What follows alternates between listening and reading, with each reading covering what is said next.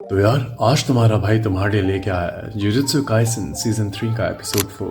पूरी in depth explanation, वो भी हिंदी में। और गाइस मैं अब कवर करने वाला हूँ एक्सप्लेनेशन सीरीज।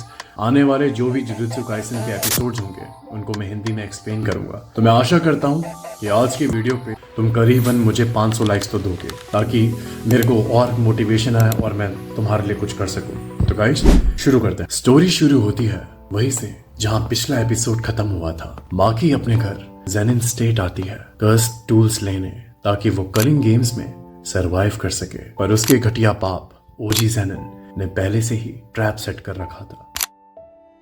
ओजी ने न सिर्फ माकी को मारा बल्कि उसकी बहन माई को भी अधमरा करके एक ऐसे कमरे में फेंक दिया जो ग्रेड 2 कर्सेस से भरा हुआ था। यहाँ इमोशनल डैमेज 100% है गाइस। ओजी को लगता है कि उसकी बेटियां उसके करियर की राह में रोड़ा बनती जा रही हैं। मतलब सीरियसली इतना टॉक्सिक बाप एनिमे हिस्ट्री में शायद ही कहीं मिलेगा। अब आते हैं एपिसोड के सबसे हार्ट ब्रेकिंग मोमेंट पे।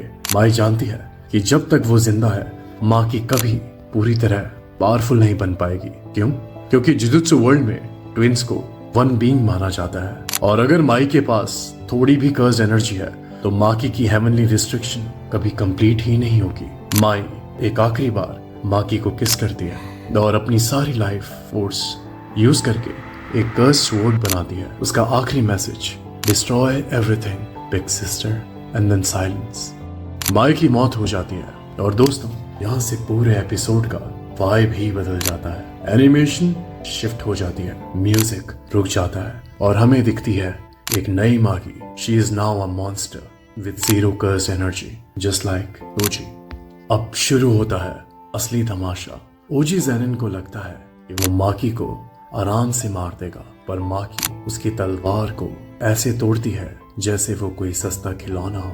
एक ही स्विंग में ओजी का सर धड़ से अलग हो जाता है। No long dialogues, no flashbacks, just pure brutal action. लेकिन बात यहाँ खत्म नहीं होती। जेनिन क्लैन की एलीट फोर्स दहे और कुरुकुरु यूनिट सब मिलकर माकी पर हमला करते हैं, पर Maki she is dancing through them. मापा ने यहाँ एनिमेशन में जो वेट और इम्पैक्ट दिखाया है वो देखकर रोंगटे ही खड़े हो जाते हैं। नायोयो जेन जो अपने आप को बहुत बड़ा शक्तिशाली माप समझता था, वो भी डरने लगता है। वो माकी में तोजी की झलक देखता है। It's not a fight anymore, it's a cleaning drive. Maki हर उस इंसान को खत्म कर रही है जिसने उससे और माई से उनका बचपन छीना था।